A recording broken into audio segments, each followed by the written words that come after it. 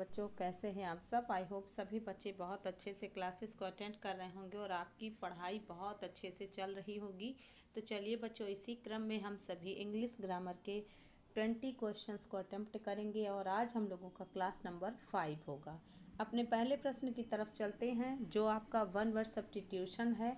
बहुत से ऐसे एग्जाम्स हैं जिसमें वन वर्ड सब्स्टिट्यूशन से, आइडियम एंड फ्रेजेस से और प्रोवर्ब से रिलेटेड क्वेश्चंस पूछे जाते हैं बच्चों, तो ध्यान दीजिएगा। पहला क्वेश्चन है, the act of looking back on past time. एक ऐसा चीज़ जब आप अपने पास्ट को जो है याद करें, आप पिछले बातों को ध्यान करें और उसी में खो जाएं, उस ऐसे सिचुएशन को क्या बोलते हैं। सरकमस्पेक्शन या इंट्रोस्पेक्शन या इंस्पेक्शन या फिर आप क्या बोलेंगे, रेस्ट्रोस्पेक्शन। ये एग्जाम में आया हुआ क्वेश्चन है, बताइएगा। The act of looking back on past time, यानी कि आप किसी अतीत को याद करें, किसी पास्ट घटना को याद करके उसमें ही खो जाएं या फिर उसी के उधेड़ बुन में लगे रहें, दैट इज़ कॉल्ड। देखिए, सरकमस्पेक्शन अगर आप करेंगे तो सिचुएशन होता है, यानी कि एक निश्चित परिस्थिति जिससे जो है सरकमस्टांसेस इसी से बना है। और इंट्रोस्पेक्शन या जो है इंस्पेक्शन, तो आप जानते हैं इंस्पेक्शन मतलब होता है ना, इंस्पेक्ट करना, यानी कि जांच करना या फिर ध्यान देना किसी चीज़ को। रेस्ट्रोस्पेक्शन, बहुत बढ़िया। तो डी ऑप्शन करेक्ट है, पहला वाला ही क्वेश्चन आपका करेक्ट जा रहा है। रेस्ट्रोस्पेक्शन मतलब होता है अतीत में झांकना या अतीत की बातों को ढूंढना। बहुत बढ़िया। Let's come to question number second. Which of the following words is nearest in meaning to the given word banished का क्या मीनिंग है। ये भी एग्जाम में आया हुआ क्वेश्चन है बच्चों, ध्यान रखिएगा। आए हुए क्वेश्चंस को जब आप करते हैं या उससे रिलेटेड क्वेश्चंस उसी पैटर्न पे बने हुए, तो आपको एग्ज़ाम में बहुत आसान हो जाता है क्वेश्चन को करने में। बताइएगा, बैनिश्ड का सिनोनिम क्या होगा। एक्सेप्टेड होगा, वेलकम्ड होगा, एक्सपेल्ड होगा या इंट्रोड्यूस्ड होगा। बहुत ही इम्पॉर्टेंट वर्ड है ये बैनिश्ड। याद रखिए बच्चों, बैनिश्ड मतलब होता है देश निकाला देना, वनवास देना, ठीक है, या निष्कासित कर देना किसी को उसके गलत काम के वजह से या फिर जो है उसको सजा के तौर पे, दैट इज़ कॉल्ड एक्सपेल्ड। बहुत बढ़िया, सी ऑप्शन करेक्ट है। मतलब वनवास देना, एग्जाइल करना, एक्सपेल्ड करना, बैनिश्ड करना। एक्सेप्टेड, वेलकम्ड और इंट्रोड्यूस्ड तो आप जानते हैं। ओके, तो एक्सपेल्ड या एग्जाइल्ड या banished, these are synonyms. Okay, move करते हैं अपने थर्ड क्वेश्चन की तरफ। Select the antonym of the following word conceal. Conceal का एंटोनिम क्या होगा। एंटोनिम बराबर अपोजिट। ओके, सिनोनिम मतलब सिमिलर मीनिंग। ओके, तो चलिएगा बताएंगे। अनरैप करना या श्रिंक करना, ऑब्जर्व करना या ऑक्यूपाई करना। तो देखिए बच्चों, आप कहते ना डूबा हुआ, समाया हुआ, मतलब कंसीलिंग थॉट, ठीक है। तो कंसील का मीन्स ऑब्जर्व होता है, श्रिंक होता है, ऑक्यूपाई होता है। आपको एंटोनिम बताना है, याद रखिएगा। मतलब अनरैप्ड अपना करेक्ट आंसर हो जाएगा। अनरैप मतलब होता है किसी चीज़ को बताना, ठीक है। कंसील मतलब छिपाना या डुबाना या फिर समाहित करना, लेकिन अनरैप मतलब होता है बताना। ओके, तो ए ऑप्शन करेक्ट आंसर है। बहुत अच्छे। चलिएगा क्वेश्चन नंबर 4 पर चलेंगे। Select the most appropriate option to substitute the bracket. आपको बताना पड़ेगा, यहाँ पर ब्रैकेट में एक वर्ड है एक्सेस। एक्सेस के साथ टू लगता है। To the throne was a turning point in. अब एक्सेस मतलब क्या होता है, आप जानते हैं ना, एक्सेसन मतलब राज्यारोहण। तो ये क्वेश्चन आपको जो है ध्यान से आप देखिएगा, सभी ऑप्शन को समझते हुए चलेंगे। देखिए, एक्सेस मतलब होता है राज्यारोहण होना या किसी चीज़ को स्वीकार करना, ठीक है। आप देख लीजिएगा, आपको मिल रहा है कि हिज क्या है, हिज एक क्या है, आप जानते हैं कि ये आपका एडजेक्टिव है, ठीक है, पोजेसिव एडजेक्टिव है हिज। आपको नाउन ढूंढना है, तो आपको पता है ना, एक्सेप्टेंस ऑफ कर देंगे तो डबल प्रीपोजिशन, अगर टू करेंगे एक्सेशन टू, एक्वेजिशन टू, तो एक्वेजिशन मतलब होता है किसी चीज़ को नेचुरली अडॉप्ट करना। यहाँ पर नो इम्प्रूवमेंट नहीं होगा। तो बताइएगा, ये आया हुआ क्वेश्चन है बच्चों एग्जाम में, ठीक है, और हुबहू क्वेश्चन आया हुआ था, ठीक ना। तो बताइएगा क्वेश्चन नंबर 4 का बिल्कुल सही, सी। ठीक है, एक्सेशन मतलब होता ही है राज्यारोहण। और यहाँ पर आप जो ऑप्शन में 2 दिया है उससे कंफ्यूज नहीं होंगे कि ब्रैकेट में एक्सेस को किया है, 2 को नहीं किया है, तो आप डबल 2 कैसे लगाएं। एक्सेस के को एक्सेशन बना देना है, क्योंकि एक्सेस मतलब एक वर्ब है, वर्ब के साथ हिज लगेगा नहीं, आपको नाउन बना के एक्सेशन को लाना पड़ेगा, उसके बाद हिज यहाँ पर एडजेक्टिव होगा। बात समझ पा रहे हैं ना, बहुत अच्छे। चलेगा, तो आपका क्वेश्चन नंबर 4 का सी ऑप्शन करेक्ट होगा। क्वेश्चन नंबर 5 देखिएगा। Many people like playing cricket but my opinion it's too chaotic. बताइएगा क्या बोलेंगे इसको, इसमें क्या करेक्ट करें। ये तो बहुत आसान सा है ना, यस बिल्कुल बहुत आसान है, तो सभी बच्चे आंसर करिए। From my opinion, in my opinion, for my opinion या विथ माई ओपिनियन, बताइए। ऐसे क्वेश्चंस भी एग्जाम में आपको मिल जाएंगे। बहुत अच्छे बच्चों, बी ऑप्शन करेक्ट है। ठीक है, इन माय ओपिनियन हम सभी नॉर्मली बोलते रहते हैं। ठीक है, इसको याद रखिएगा। इन माय ओपिनियन मतलब क्या है, बी ऑप्शन करेक्ट है। ओके, मेरी राय में। क्वेश्चन नंबर 6 देखिएगा। Select the synonym of the given word remorse. Remorse का क्या मीनिंग होगा। पहला ऑप्शन देख लेंगे, प्लेजर, डेंस या डिसेंसी या रिग्रेट या कॉन्फिडेंस। बताइए रिमॉर्स का मतलब क्या होगा। पश्चाताप करना, बहुत बढ़िया। रिमॉर्स का मतलब होता है पछतावा करना या पश्चाताप करना। तो पछतावा करना मतलब रिग्रेट करना, रिपेंट करना। ओके, रिग्रेट और रिपेंट। ठीक है, बहुत बढ़िया, सी करेक्ट है। डिसेंसी, प्लेजर और कॉन्फिडेंस अपना आंसर नहीं होगा। ठीक है, बहुत अच्छे। चलिएगा क्वेश्चन नंबर 7 पर चलेंगे।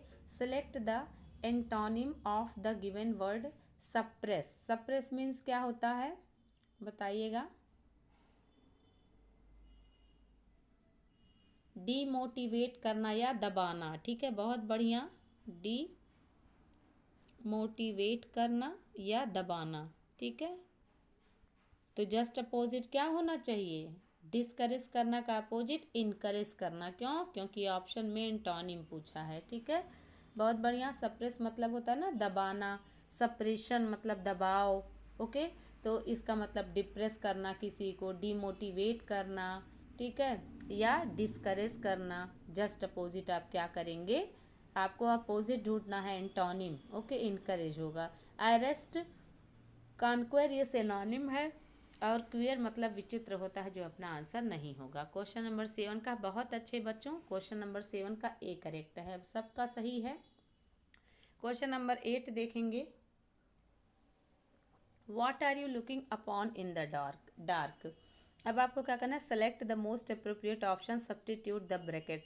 अपॉन को हटाइए तो क्या लगाएंगे, फॉर लगाएंगे, ओवर लगाएंगे, आफ्टर लगाएंगे या नो इम्प्रूवमेंट लगाएंगे। ध्यान से देखिए बच्चों, कॉल वाले फ्रेजल वर्ब, पुट वाले फ्रेजल वर्ब, लुक वाले फ्रेजल वर्ब, टेक वाले फ्रेजल वर्ब जरूर याद कर लीजिए, एग्जाम में बार बार पूछा जाता है। ओके, लुक अपॉन, तो बताइए क्या है। जब आप किसी से कहेंगे ना अंधेरे में क्या ढूंढ रहे हो, अंधेरे में क्या खोज रहे हो, तो आप कहेंगे what are you looking for. ठीक है, याद रख लीजिएगा, what are you looking for. ठीक है, ए ऑप्शन, बहुत अच्छे, ए ऑप्शन लुकिंग फॉर। ठीक है, लुक आफ्टर मीन्स होता है देखभाल करना, to to take care of someone. और ओवर मतलब होता है एग्जामिन करना। ठीक है, लुक ओवर मतलब होता है परीक्षण करना। तो अंधेरे में आप परीक्षण नहीं करेंगे, अंधेरे में आप सर्च करेंगे। ठीक है, खोजेंगे। कई बार होता है ना, हम सभी लाइट चली जाती है और हमारे जो है फैमिली मेम्बर बोलते हैं ना अंधेरे में क्या ढूंढ रहे हो। बात समझ पा रहे हैं ना, तो क्वेश्चन नंबर 8 का ए करेक्ट है।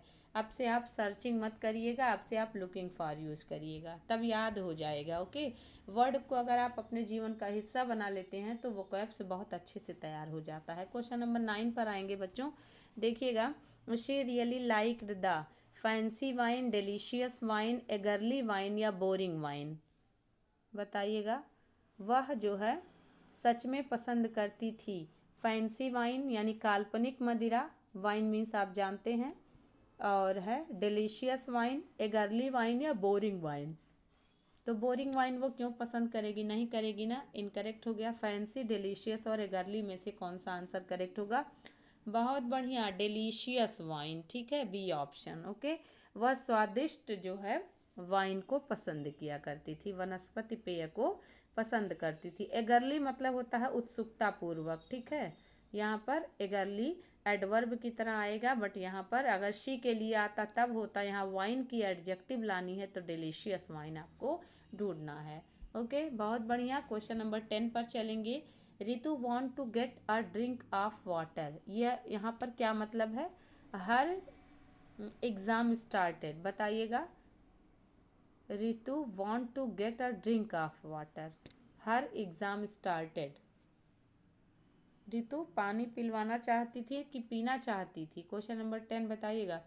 रितु पानी पिलवाना चाहती थी या पानी प्राप्त करना चाहती थी एग्ज़ाम स्टार्ट होने से पहले? याद आया ना, पहले का मीनिंग निकल रहा है। बहुत बढ़िया, डी करेक्ट होगा। नाउ, वेदर और इवन बिल्कुल भी नहीं होगा। एग्ज़ाम स्टार्ट होने से पहले वह पानी प्राप्त करना चाहती थी। ओके, बहुत बढ़िया। देखिएगा यहाँ पर वेंट होना चाहिए था, वांट नहीं, या तो वांट्स हो जाए तब करेक्ट करेंगे आप, ठीक है। अदरवाइज आप ध्यान रखिएगा इसको। ओके, आगे बढ़ जाइएगा। यहाँ पर या वांट्स या तो वेंट होगा।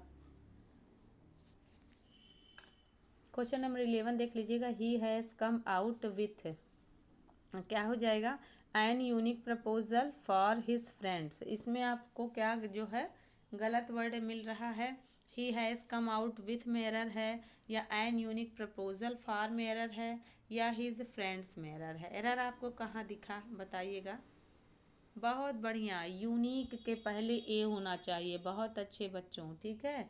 अयूनिक होता है, जैसा कि लास्ट क्लास में हम सभी ने सीखा था कि कुछ वावेल होते हैं जो होते हैं लिखे हुए वावेल से, बट रियल में उनका प्रोनाउंसिएशन कॉन्सोनेंट की तरह होता है। और कुछ कॉन्सोनेंट होते हैं जो लिखते कॉन्सोनेंट से हैं, बट उनका प्रोनाउंसिएशन वावेल की तरह होता है, ठीक ना। तो यहाँ पर बी पार्ट में एरर है। बहुत अच्छे, आगे बढ़ जाइएगा। क्वेश्चन नंबर 12 देखिएगा। He works hard so that, उठने वह कठिन परिश्रम करता है ताकि जो है क्या कर सके, अच्छा जीवन यापन कर सके, ठीक है। यहाँ पर जो है अर्न गुड लाइवलीहुड मतलब अच्छा पैसा कमा सके। तो अब यहाँ पर मे होगा कि कैन होगा? शुड और कुड तो नहीं होगा। आप बताइए, मैंने दो ऑप्शन को बाय कर दिया। अब दो ऑप्शन में से आपको सेलेक्ट करना होगा, कौन सा करेक्ट करेंगे? आंसर करते रहिए बच्चों। ए ऑप्शन, बहुत बढ़िया। ए क्यों होगा, कैन क्यों नहीं होगा? ध्यान रखिएगा, जब सो दैट आता है, ठीक है, ध्यान रखना पड़ेगा। सो दैट या इन ऑर्डर दैट, इसको मैं ऐसे सुंदर बना दूं, अब बताती हूँ, ठीक है। सो दैट या इन ऑर्डर दैट।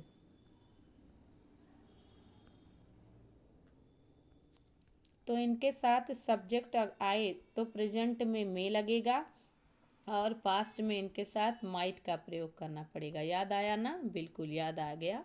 तो अब देख लीजिएगा, मे और माइट ही लगता है सो दैट के साथ, कैन और कुड नहीं लगता। कब लगता है? जब ये सो और दैट अलग अलग हों, बिछड़े हुए भाई की तरह। जैसे आई एम सो हैप्पी, या आप बोल दो he is so weak he can not support you. यहाँ पर कैन नॉट करेक्ट है, ठीक है, सपोर्ट यू। लेकिन अगर सो दैट एक साथ होता तो आपको ध्यान रखना है, so weak that he can not support you, that, ठीक है। वीक के बाद ही के पहले, so weak that he can not support you, ये करेक्ट है। लेकिन सो दैट एक साथ हो तो मे या माइट लगता है। इसको बच्चों पेन उठाइए, नोट डाउन कर लीजिए, ए करेक्ट है। तो क्वेश्चन नंबर 12 ध्यान से समझ लीजिए बच्चों, एग्जाम में आता है। क्वेश्चन नंबर 13 देखिएगा। She prayed that God might bless you, change the underlined expression. यहाँ पे माइट सही है कि गलत है? कौन बच्चा बताएगा? She prayed that God might bless you, बताइए। माइट को हटाएंगे, कुड लगाएंगे कि शुड लगाएंगे कि यूज टू लगाएंगे कि कुछ नहीं लगाएंगे? और जब कुछ नहीं लगाएंगे तो नो इम्प्रूवमेंट लगाएंगे, बताइए। बहुत बढ़िया, डी करेक्ट है, नो इम्प्रूवमेंट होगा। ठीक है, देखिए शी प्रेड दैट, उसने भगवान से प्रार्थना किया कि भगवान तुम्हें खुश रखें, भगवान तुम्हें आशीर्वाद दें। तो जब उसने प्रार्थना किया तो मैं किया रहा होगा, लेकिन जब आप चेंज करते हैं तो मे को माइट में बदल देते हैं ना इनडायरेक्ट स्पीच में। याद आया? यस, बिल्कुल याद आ गया। ठीक है, शी सेड टू, ऐसे करके बोलते हैं ना, शी सेड या शी सेड टू मी, तो आप बोलते हो शी प्रेड दैट गॉड, उसने मे गॉड ब्लेस यू कहा रहा होगा, तो आप बोलोगे गॉड माइट ब्लेस यू। क्यों? क्योंकि मे चेंज होता है माइट में। ओके, बहुत बढ़िया, नो इम्प्रूवमेंट करेक्ट होगा। क्वेश्चन नंबर 14 देख लीजिए। अब बोर्ड मीन्स क्या होता है? ऑनेस्ट करेंगे, डिसऑनेस्ट करेंगे, या ओल्ड लव करेंगे, या नन ऑफ द अबव करेंगे? बहुत ध्यान से करिएगा, ये आइडियमिक एक्सप्रेशन एग्जाम में बार बार पूछा है। अब ब्रॉड या अब बोर्ड मीन्स क्या होता है? डिसऑनेस्ट, ऑनेस्ट, लव, तो देख लीजिएगा ओल्ड लव नहीं होगा, पुराना प्रेम, डिसऑनेस्ट भी नहीं होगा।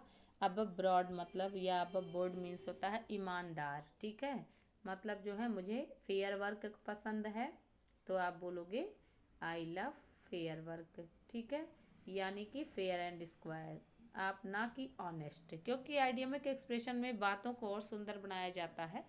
ओके, तो क्वेश्चन नंबर 14 का ए वाले बच्चे आप सभी लोग करेक्ट हैं। एडम्स एल मीन्स क्या होगा? एग्जाम में आपके आए हुए क्वेश्चंस हैं, और कुछ क्वेश्चंस हैं जो अक्सर करके आते रहते हैं, तो वो तो आपको ज़रूर से ज़रूर आना चाहिए। बताइए, एडम्स एल मीन्स वाइन होगा, वेल्थ होगा, प्योर वाटर होगा, या फेयर वर्क होगा? बताइएगा, क्या करेक्शन हो जाए? हाँ, बिल्कुल सही, वाइन नहीं होगा।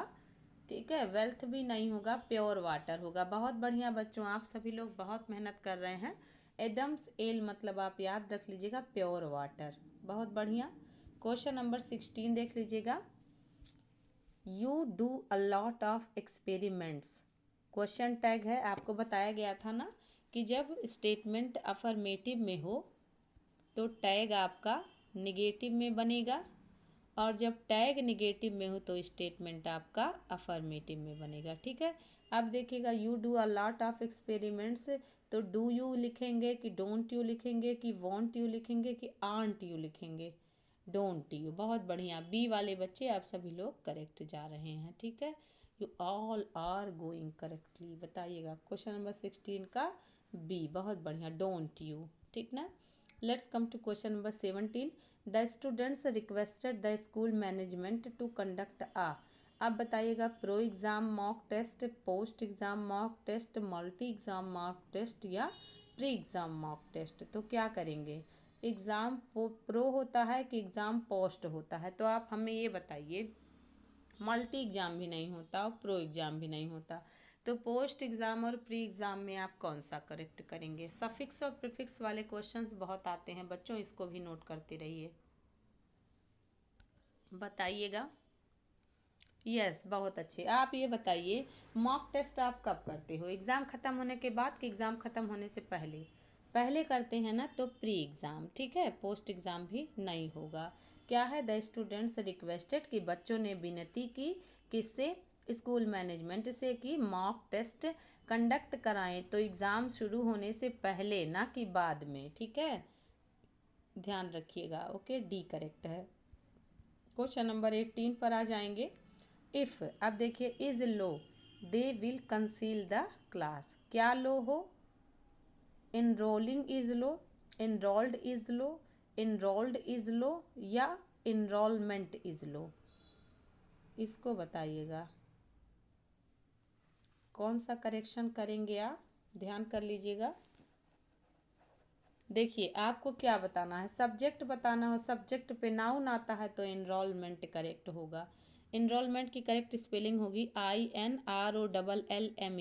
ठीक है, ये स्पेलिंग गलत लिखी हुई है। ठीक है, ये करेक्ट है बच्चों, ध्यान रख लीजिएगा।